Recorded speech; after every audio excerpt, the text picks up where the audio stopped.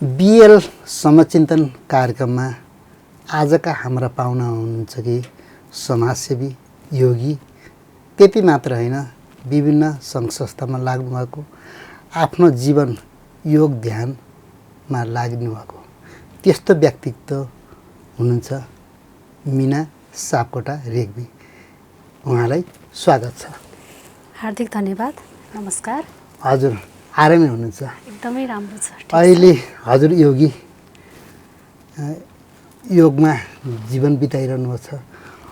अहिले राष्ट्रिय योग दिवस आइरहेछ, त्यसको बारेमा सन्दर्भ पछाडि गफ गरौँला।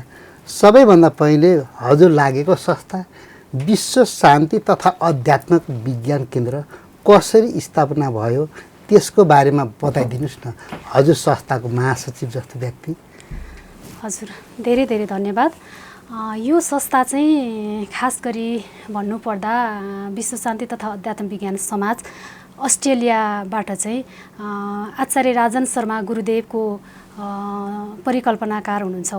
उहाँकै अगुवाईमा चाहिँ 2007बाट नै सुरु भएको भन्ने इतिहास छ। 2007बाट र नेपालमा चाहिँ कोरोना कालदेखिबाट स्थापना भएको। जब कोरोना काल आयो त्यतिखेर चाहिँ एकसाथ सबैजना 600 लगभग अन्तर्राष्ट्रिय योग प्रशिक्षकहरू चाहिँ हुनुभएको छ। त्यति यो हजुरले यो संस्थाको मुख्य उद्देश्य के हो? यो हजुर त यो संस्थाको महासचिव भएर काम गरिरहनु भएको, यो संस्थाको उद्देश्य के रहेछ? यो संस्थाको उद्देश्य चाहिँ कस्तो छ भन्दा हाम्रो चाहिँ निःशुल्क र निस्वार्थ कुनै यसमा कुनै नाफा कमाउने उद्देश्य छैन र यसमा नेपाललाई चाहिँ विश्वगुरु र गन्तव्यको देश बनाउनको लागि आचार्य राजन शर्मा गुरुदेवको अगुवाईमा यो चाहिँ चलिरहेको छ। मुख्य उद्देश्य भनेको 5000 अन्तर्राष्ट्रिय योग प्रशिक्षकहरू उत्पादन गर्ने र एउटा मातृभूमिलाई चाहिँ एउटा उठाउने हाम्रो महत्त्वपूर्ण उद्देश्य रहेको छ। यो नेपाललाई विश्व योग गुरु देश बनाउनुको मुख्य उद्देश्य के? पतञ्जलि ऋषि नेपालमै जन्मेको कारणले हो अथवा के कारणले गर्दाखेरि यो अभियानलाई अगाडि बढाइरहनु भएको छ? यो किनभने नेपाल योग भूमि तपोभूमि रहेको छ। हरेक पहाडहरू विभिन्न ध्यान केन्द्रहरू यो नेपालमै रहेका छन्। शिवजी प्रथम योगी भनिन्छ हैन। शिवजीको प्रथम शिष्य चाहिँ पार्वती भनिन्छ। शिवजीले चाहिँ यो सुरुवात गरेको हुनाले हामीले यो महाशक्ति योग अन्तर्गतको हठ योगलाई चाहिँ हामीले योग गर्दछौँ विश्व शान्ति तथा अध्यात्म विज्ञान समाज। अहिले योगलाई योगा भनेर पनि अन्तर्राष्ट्रिय हिसाबले कतिपय व्यक्तिहरूले भनेको सुनिन्छ। खास गरी योग हो अथवा योगा हो, यसको बारेमा पनि के छ? त्यसमा हाम्रो फ्याट शब्द के हो?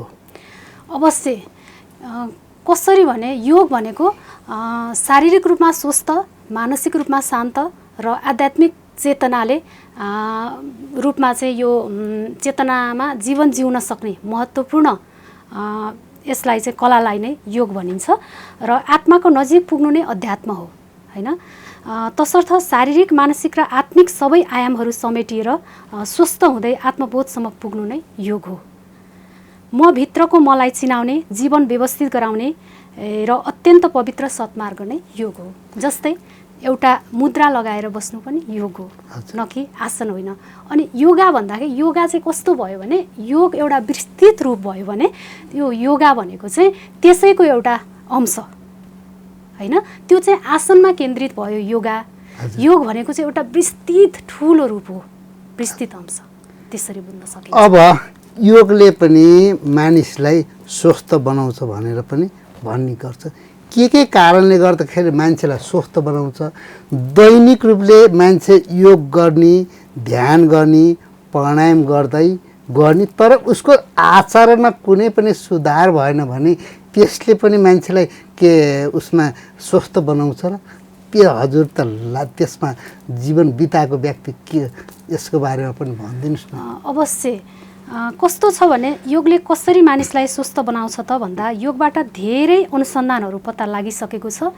योगले मस्तिष्कमा ग्रे म्याटर भनिने तन्तुहरू बढाउने र महत्त्वपूर्ण अङ्गहरू अथवा सञ्जालहरू शरीर लचिलोपना बनाउने सञ्जालहरू परिवर्तन गरिदिने पत्ता लागिसकेको छ। यसले शक्ति दिने, श्वास प्रश्वासमा सन्तुलन ल्याउने, रक्त सञ्चालनलाई एउटा व्यवस्थित ठाउँमा पुर्याउने, त्यसमाथि शरीर फुर्तिलो बनाउने, मस्तिष्क क्षमता वृद्धि गर्ने, सकारात्मक ऊर्जाहरू दिने र त्रिदोष आयुर्वेदमा वात पित्त कफ भनेर एउटा तीनवटा दोषहरू हुन्छन्, ती त्रिदोषहरूलाई चाहिँ सन्तुलनमा राख्ने हुनाले यो चाहिँ यसले चाहिँ मानिसलाई चाहिँ स्वस्थ बनाउँछ त भनेर भन्न सकिन्छ। अहिले हाम्रो नारा पनि छ कि विभिन्न समयमा स्वस्थ जीवनको लागि योग किन र कसरी हुन्छ?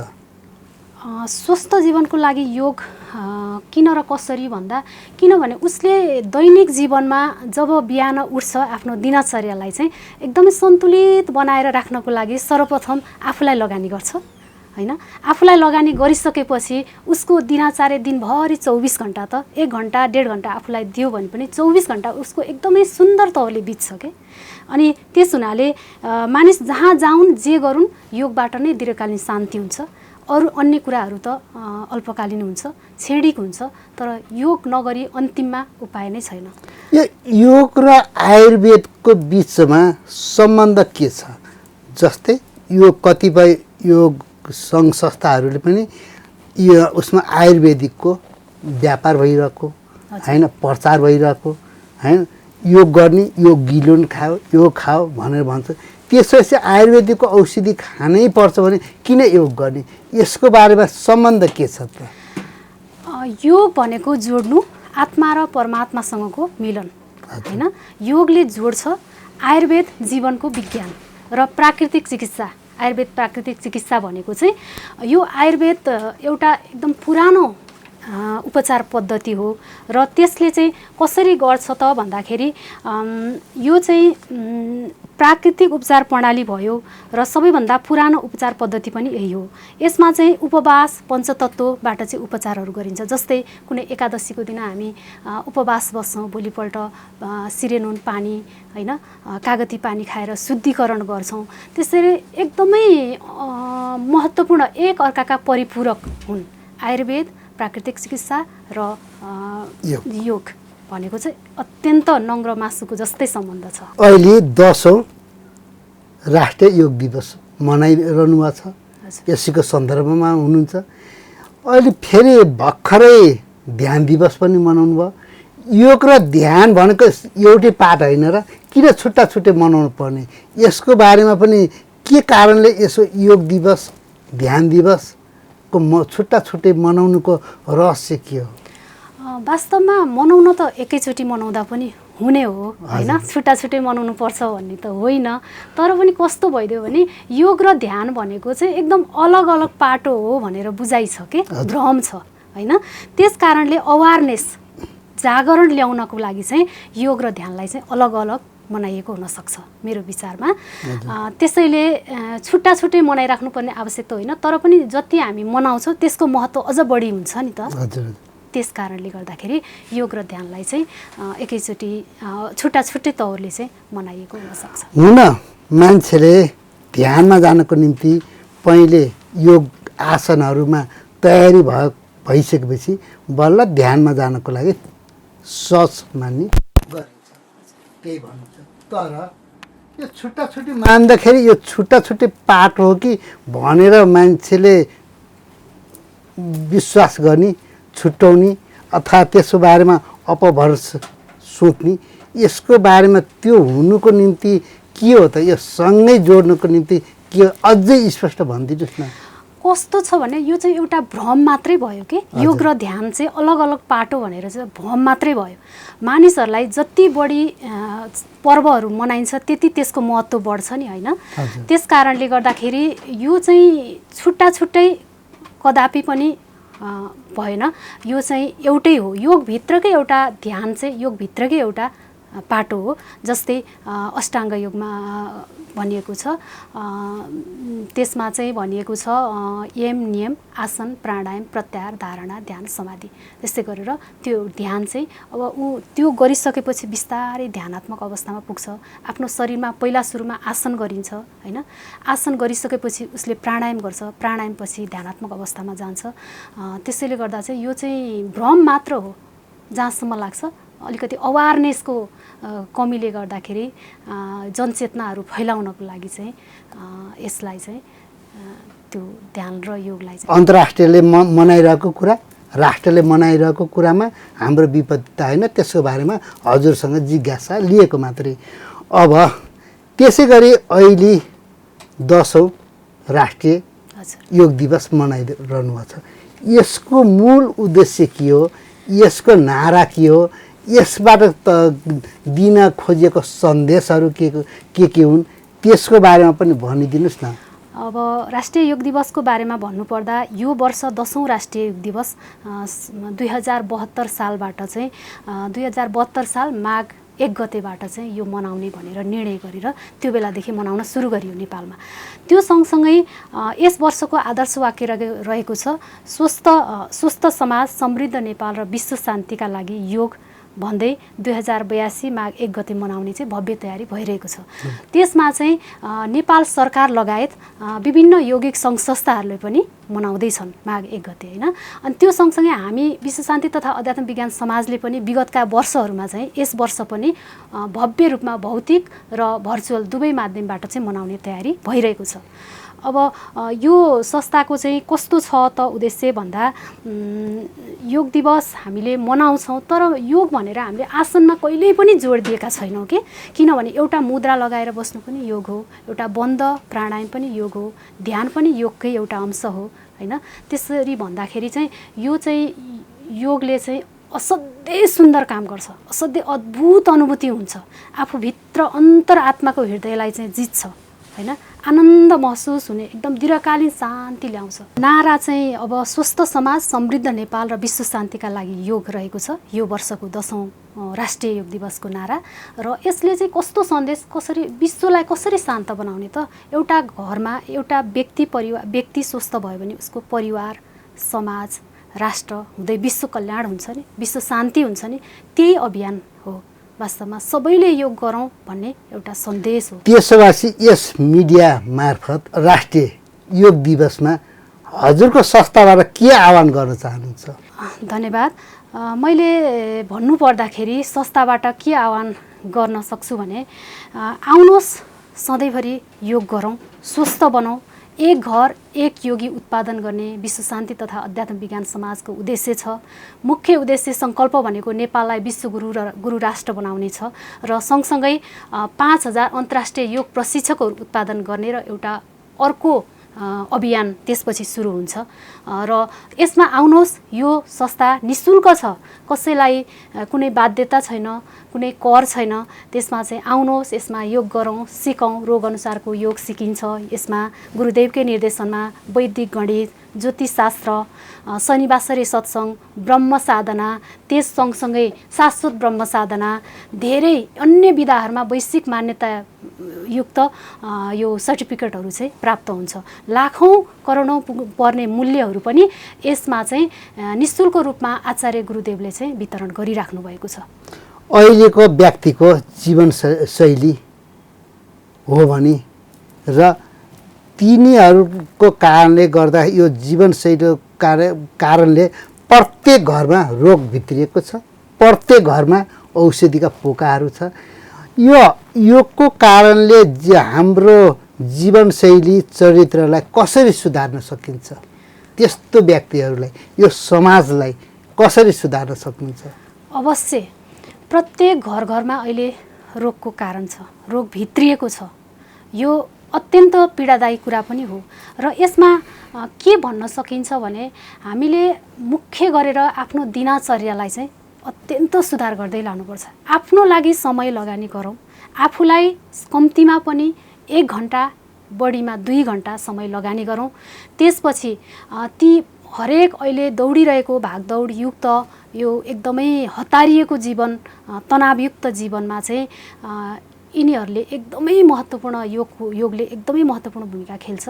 त्यसैले चाहिँ यो विभिन्न प्रकारका रोगहरूलाई चाहिँ निवारण गर्नको लागि योग अत्यन्त महत्त्वपूर्ण छ। योग एउटा निःशुल्क रूपबाट आएको, ऋषि पद्धतिबाट आएको ज्ञान हो।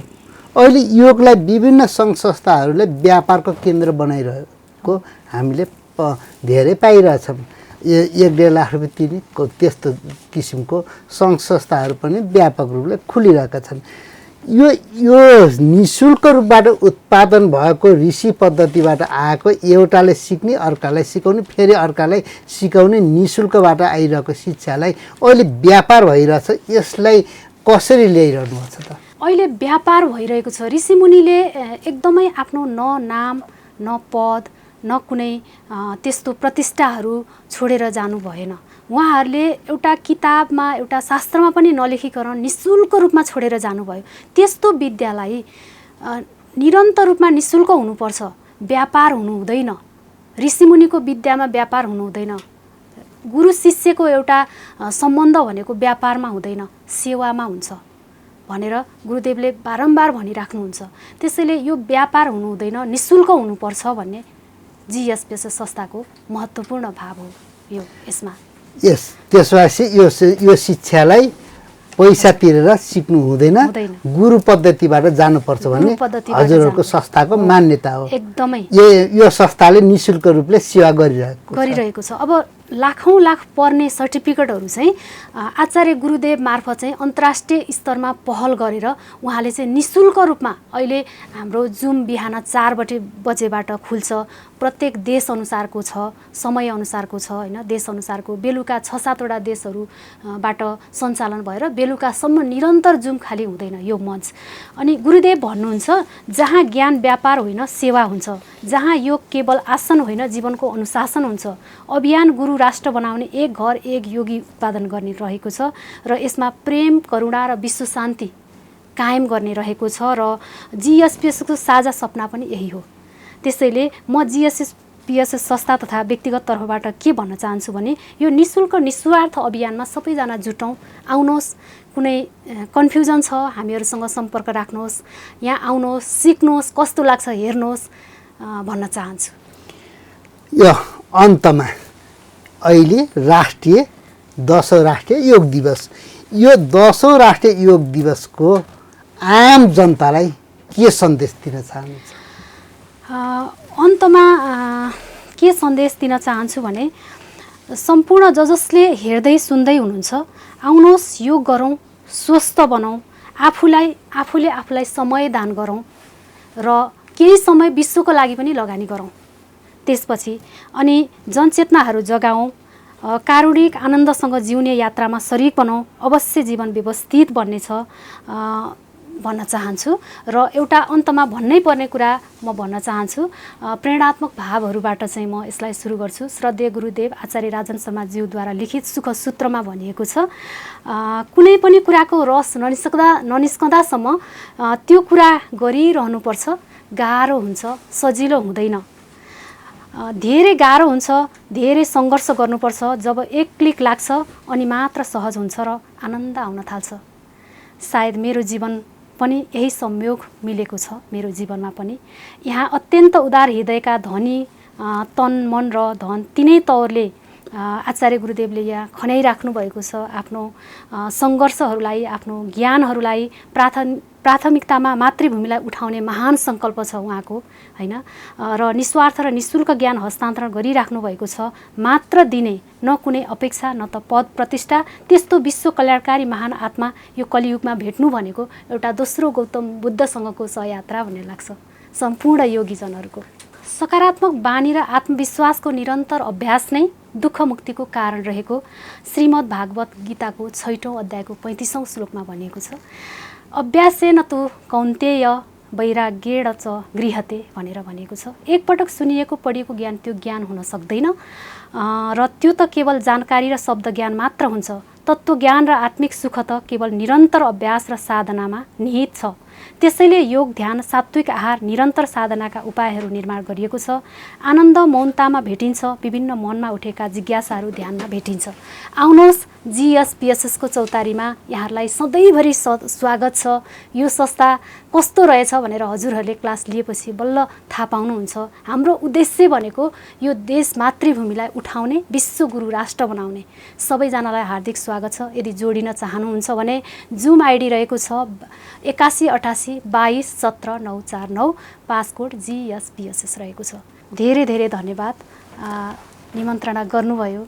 विशेष हजुरलाई विशेष धन्यवाद, प्राविधिक टिमलाई धेरै धेरै धन्यवाद र समस्त BL मिडिया परिवारलाई हार्दिक धन्यवाद। हस् त, आजका हाम्रा पाहुना GSPSS का महासचिव मिना सापकोटा रेग्मीज्यूलाई हार्दिक धन्यवाद। हस् त, नमस्कार। हस्, धेरै धेरै धन्यवाद।